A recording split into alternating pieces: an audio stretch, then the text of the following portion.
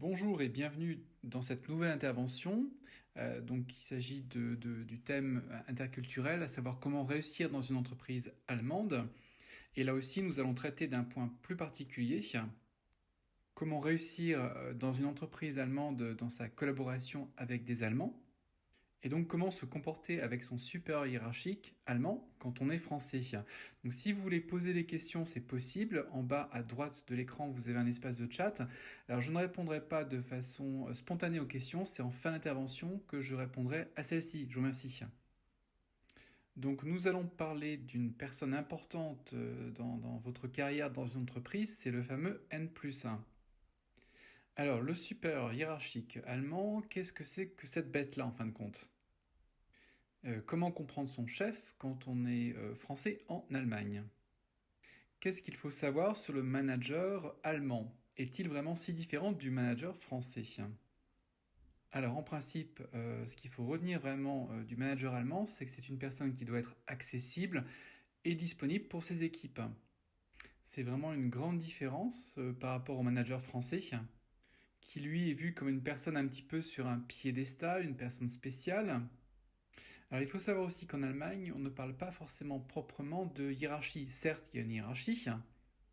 Vous avez certes un organigramme qui existe, mais elle est moins accentuée. Ça, c'est vraiment une deuxième différence, une hiérarchie moins accentuée qu'en France. Ensuite, troisième point, le manager allemand, il vise un travail en harmonie efficace avec ses collaborateurs. Alors c'est ce que va peut-être aussi rechercher le manager en France, mais on peut remarquer quand même qu'il y a des situations liées au droit du travail qui peuvent être plus conflictuelles, tendre plus au conflit en France, avec le manager français. On va peut-être ressentir par exemple plus de jeux de pouvoir dans l'entreprise. Attention, ça existe bien sûr en Allemagne, il faut quand même nuancer ses propos. Il ne faut pas tout prendre par argent comptant, donc ça dépend de l'entreprise dans laquelle vous êtes. Et bien sûr de la culture entreprise, mais ce sont quand même des tendances qui ont été observées. Alors peut-être que je pourrais vous expliquer aussi les penchants un petit peu particuliers, ce qu'on appelle les impondérables culturels. Quelles sont les craintes, les plus grandes craintes du manager allemand et qu'est-ce qu'ils aiment? Alors qu'est-ce que redoute le manager allemand? Donc, première caractéristique, les collaborateurs allemands, comme le manager, ils n'aiment pas une situation devenue instable. Donc ils aiment bien ce qui est sécurisé, ils privilégient la sécurité, ils aiment bien des cadres bien définis, des demandes aussi qui sont clairement établies. Donc si vous venez d'intégrer en tant que Français une entreprise en Allemagne, si vous exprimez les demandes, il faut que ce soit le plus clair possible pour vos interlocuteurs.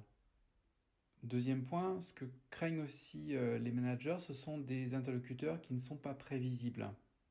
Ils aiment bien observer, voir sur le moyen et long terme comment fonctionne la personne pour anticiper. Donc un troisième point qu'on retrouvera, c'est le fait de ne pas aimer à gérer l'urgence. Donc bien sûr, ce sont des choses aussi qu'on retrouve quand même en France. Mais c'est une tendance générale en Allemagne.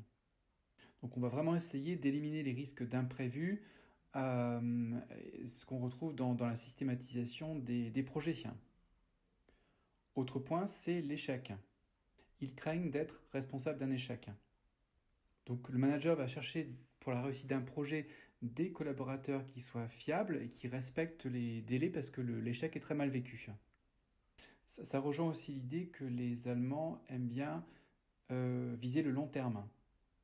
Ils vont rechercher à s'inscrire dans la durée avec des modes opératoires sur le long terme. Donc je répète, pour eux la fiabilité et le respect des délais est très important dans la façon de travailler.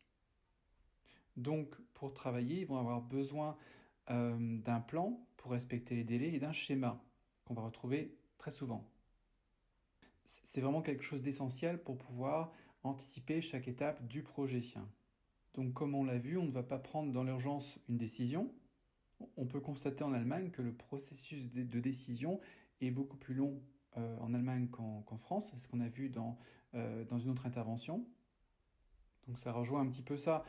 C'est vraiment la recherche, on cherche vraiment à éliminer tout type de risque.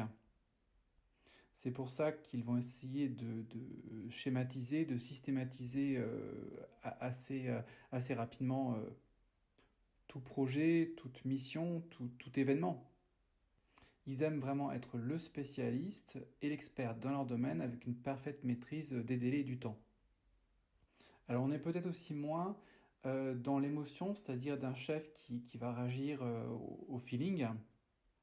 On va être plutôt dans la planification avec des gens qui planifient avec leur raison et pas avec leur trip. Certes, il y a toujours la composante humaine qui est présente, mais la culture allemande reste assez factuelle. Elle s'en tient aux faits. Donc le cadre de travail va rester assez formel.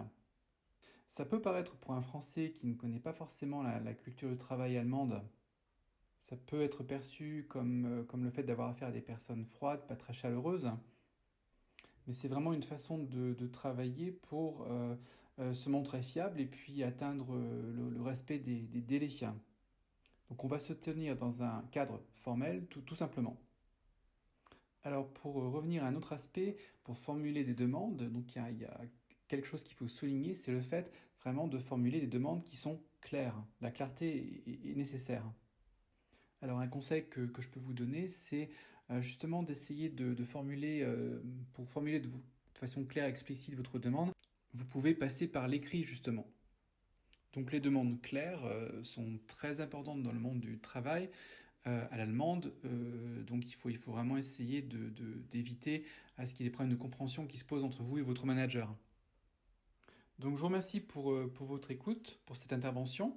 Vous pouvez continuer à nous poser des questions en bas à droite de l'écran dans la partie chat et j'y répondrai